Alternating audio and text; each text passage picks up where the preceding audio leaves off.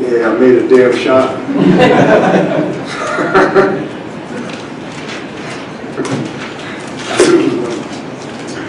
Well, time. How did you feel, man? Horrible. Horrible. Just trying to get loose, man. Last two games have been like that. Starting out with just being completely locked up, and then the game goes on, kind of loosen up a little bit more. But last two games at the start have been pretty tough, so gotta make a little adjustment here between now and getting clean, and try to start the games a little looser. I was wanting to ask you about the fast break kind of dunk. Forget it. Pseudo dunk. You really didn't laugh afterwards. It was hilarious. I mean, I was gonna lay up off the glass, and then Miles was like, he was trying to do a little chase down or something. God, I really feel like jumping. So I'm trying to do like the bare minimum. It's two-hand figure. How much do you still get out of rallying your team back in the fourth quarter, as you were able to do tonight, and getting the crowd back into it, even on the road, as it was? Yeah, I mean, it's always fun when that happens, and get a little momentum going, and kind of get back into it. I felt bad for the fans, though. I mean, it just, we just made one shot. But we got back into it and gave ourselves an opportunity there, but just ready to pull out. Kobe, what would you make of the support, I guess the best way to describe it, from the fans here in Indianapolis? Laker Nation, we all know is big, but tonight they really seem to support you.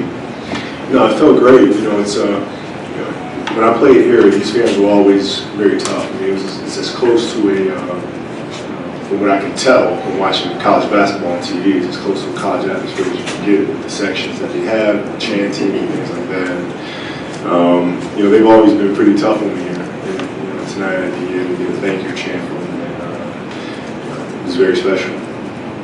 Paul talked about that finish being one that he'll remember for a long time.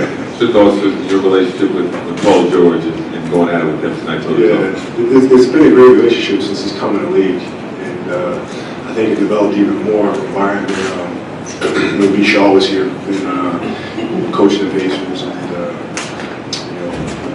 B. Shaw was able to make the connection between PG and myself, and we've been talking ever since. And, I just love the way he's progressing as a player. Kobe, you mentioned changing up before the Cleveland game. What type of things will you do? A little bit more stretching, a little more contrast therapy in between. More modalities, just having to do a little bit more. You obviously, you had that run, a 2-minute run there. What happened after that in your mind? I made a shot and then went back shooting. Were you locking up at that point again? No, the rabbit was in, pulled the rabbit out of the hat and the rabbit disappeared. Kobe, how hard is it for you to close out your career on an 11-win team, really a bad team, and you're won 5 rings? How do you adapt to that? I mean, you got to take the good with the bad. You can't be a champion when things are going well, and winning championships, and when things go south, you run for cover. I mean, that's not what a champion does. You got to stand up and take the good with the bad, and so I'm very comfortable in being able to do that. Kobe, I know you're a fan of the game and you love the way it's played.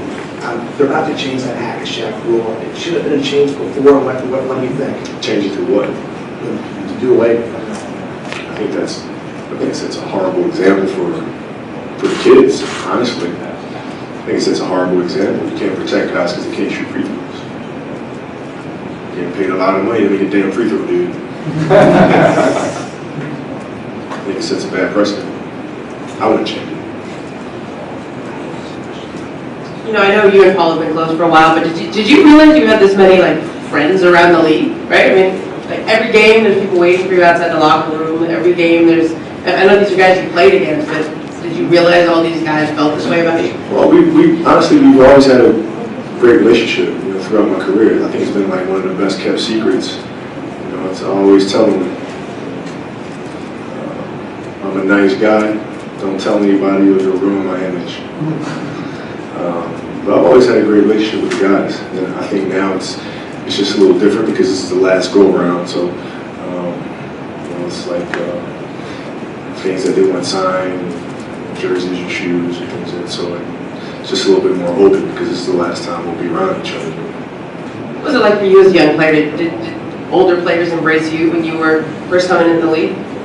Yeah, absolutely. I think that's why I'm so open now, because I feel a sense of responsibility to pass that forward, right? So, you know, I remember being in All-Star games and Gary Payton being extremely open with me, and Clyde Drexler and Akeem and Charles and Stock, and I would ask them questions and they'd give me very clear, detailed responses and answers. I've been very, very thankful for that. So it's certainly a responsibility of mine to pass that on. Kobe, you're kind of having this farewell tour, getting to go city to city, and I guess is this one kind of more special because this is where you got to play in your first NBA Finals? Yeah, I remember, I've been going in the locker room today, and I had a different seat in the locker room today than when we came here in the finals, but just kind of looking over where I was sitting. I remember getting ready and all the treatment on the ankle, and remembering the energy in the building and getting ready to run out for this finals matchup. It all just kind of came back to me, and, remembering that this was the start of the run. So yeah, it certainly has more significance. Kobe, were there any exchanges after the Paul George? I don't think so. I mean, Paul and I always just talk in general anyway, about the course of the game, about this action or that action. I don't know. I don't remember. Did you lock up at that point? No, I mean, I thought they had somebody at the. No, I don't get too specific. I thought we had somebody at the nail. I'm not going to explain it. I'll let you try to figure it out.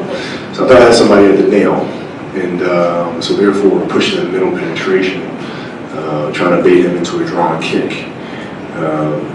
Fortunately, there was nobody at the nail. I think the top guard must have cleared out or flared away, so it left the middle open, which enabled him to drive to the basket. So it's just a simple defensive miscue. And if I knew there was nobody at the nail, I certainly would have pushed him down to the hash. Two more questions, please. Kobe, You're just going to have to sort that out yourself. Kobe, you have a very young team, but one of the veterans is Roy Hibbert. What has the season been like with him as a teammate? It's been great. I love being around Roy.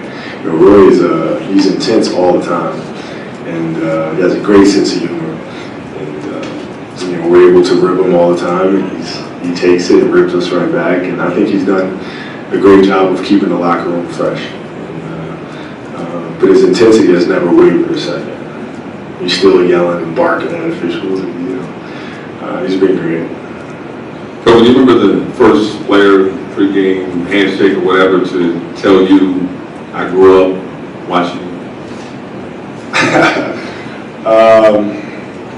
God, no, because that's been going on for like 5 years now. So, now,